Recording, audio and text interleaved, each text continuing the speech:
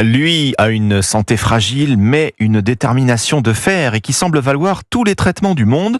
Le pape François vient de débuter son plus long périple depuis son élection en 2013. 12 jours de voyage, 4 destinations, 32 000 kilomètres parcourus. À 87 ans, François devient le plus vieux pape de l'histoire à voyager. Il vient tout juste d'atterrir à Jakarta, la capitale de l'Indonésie. C'est parti, Caroline Baudry, pour une journée marathon avec pour objectif le dialogue entre la chrétienté et l'islam. Avec 242 millions de croyants, soit 87% de la population, l'Indonésie est le pays qui compte le plus de musulmans au monde.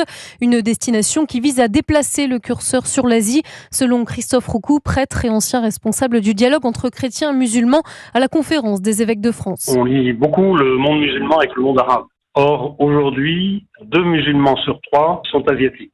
Le pape veut continuer à s'inscrire dans cette ligne des relations entre chrétiens et musulmans. Ce dialogue est nécessaire pour que les croyants ne se fassent pas de guerre de religion. Le pape François signera jeudi une déclaration commune avec un imam dans la plus grande mosquée d'Asie du Sud-Est, connue pour le tunnel de l'amitié qui relie l'édifice à la cathédrale voisine.